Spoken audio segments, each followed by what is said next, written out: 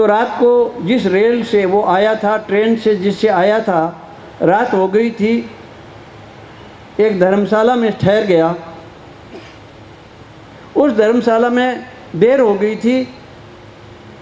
एक पास के कमरे में एक बच्चा रो रहा था। लेकिन आज भी हमारे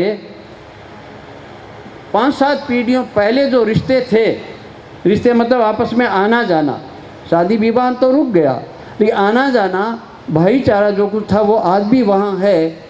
और बहुत सारी मीटिंगों में हम साथ में बैठते हैं और ये बात जैसा यहाँ बताया है, सत्यम जी ने बताया, ऐसा कार्यक्रम वहाँ भी चल रहा है।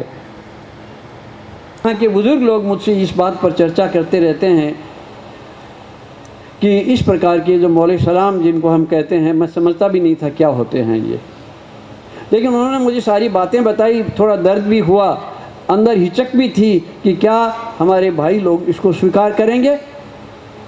लेकिन धीरे धीरे परिस्थितियाँ अनुकूल बनती गई, वातावरण बन रहा है और मैं ऐसा सोचता हूँ ये काम तो हमको करना चाहिए था, कर रहे हैं सत्यम जी अथवा आरएसएस के लोग। हमारे काम को कोई और करे और हम न करें, ये कर्तव्य विमुखता है।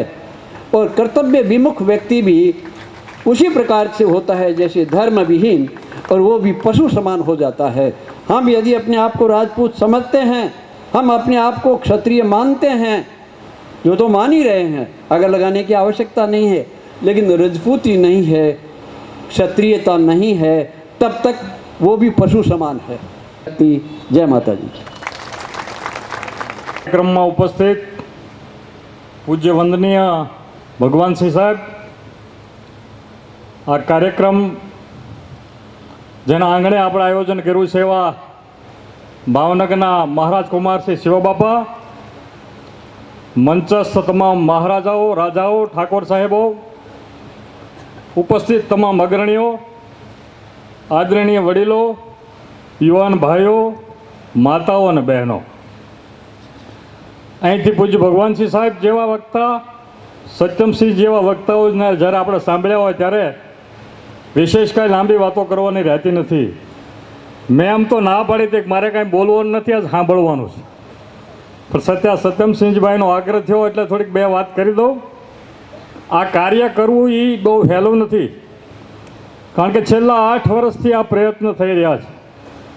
અને ભાવનગરનું જ્યારે આયોજન કરવાનું હતું ત્યારે ભાઈ શ્રી સત્યમસિંહજી, જીતુભા વાળા સાહેબ, ઘનશ્યામસિંહજી ને અમે બધાએ ઘણી બધી મિટિંગો પણ કરી. અને ભાઈ ભરતભાઈ દવે અને બીજા ઘણા બધા મિત્રો આવતા હતા. અને આ કાર્યક્રમને સફળ થવા માટે પહેલાં તો ટીમ આખીને હું અભિનંદન પાઠવું છું, શુભેચ્છાઓ પાઠવું છું. ખાસ કરીને સમાજની એકતાની વાત થાય છે ત્યારે વિખૂટા પડેલા ભાઈઓને આપણે આવકારવા માટેના આ કાર્યક્રમ છે. એટલે કાર્યક્રમનો શુભ હેતુ માટે પણ આ ટીમને અભિનંદન છે. અહીંથી તલવારનો રાસ થયો, ભાઈ બહેનો મારફત તલવારનો રાસનો પણ આયોજન થયું.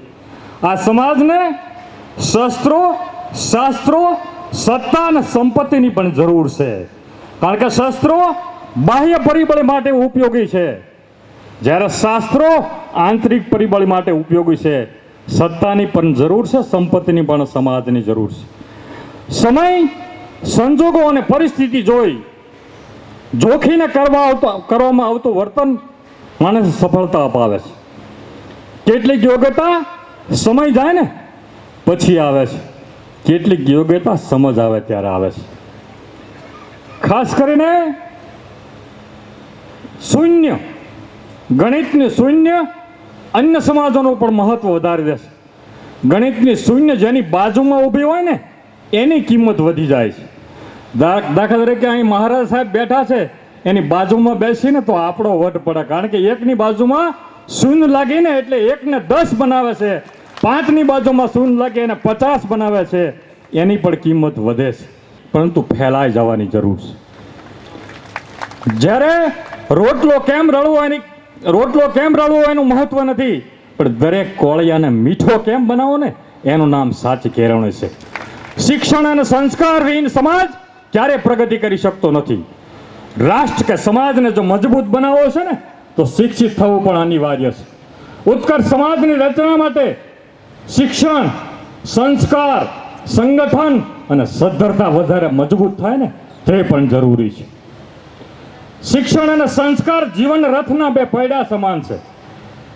સંસ્કાર વગરનું શિક્ષણ છે ને તેલ વગરના દીપક સમાન છે. ખાસ કરી સોનું અને પિત્તળ આ જમીનમાંથી નીકળતા તત્વો છે. બંનેના રંગ અને રૂપ એક છે. સોનામાં જ્યારે પિત્તળ ભળે છે ને તો સોનાને પિત્તળ એમ કહે છે કે તારામાં મારા ભળવાથી તારું વજન વધ્યું છે. માટે શરૂઆતમાં તો જે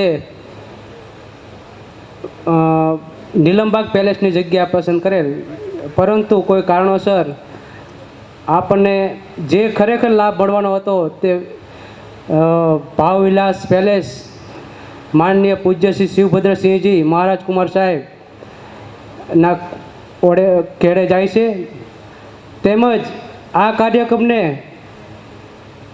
આવેલ સર્વે સ્ટેટના ભાઈઓ જે સતત દૂર દૂરથી આવેલ અને એ જે જહેમત ઉઠાવી અને સમયસર કાર્ય શરૂ કરેલ તેમનો પણ સમસ્ત ગુજરાત રાજપૂત સમાજ વતી હું આભાર માનું છું. તેમજ રસ્તાની અંદર રાત્રિ રોકાણ તેમજ બહારથી કોઈ પણ પધારેલ લક્ઝરી અને નાના વાહનોમાં અને રાત્રિ રોકાણ શ્રી ખોડિયાર મંદિર ટ્રસ્ટ દ્વારા ત્યાં કરેલ તેના ટ્રસ્ટી માન્ય શ્રી શિવભદ્રસિંહજી ગોયલ તેમનો પણ હું ખૂબ આભાર માનું છું. તેમનો સમસ્ત ગુજરાત રાજપૂત સમાજ વતી ખૂબ ખૂબ આભાર માનું છું. મંડપ, માયક તેમજ રસોઈયા આપની માટે છેલ્લે પ્રસાદ રૂપી જે આપણને રસોઈ બનાવી અને તે પૂરી શ્રદ્ધાથી મા ભગવતીના સાનિધ્યમાં, ખોડિયાર માના સાનિધ્યમાં આપણે પ્રસાદ લઈશું. કોઈ પણ પ્રકારનો બગાડ કર્યા વગર શાંતિથી આપણે સૌ લઈશું. તે રસોઈયા ભાઈઓનો ખૂબ ખૂબ આભાર. આપ સૌનો આભાર. જય શંકર શક્તિ.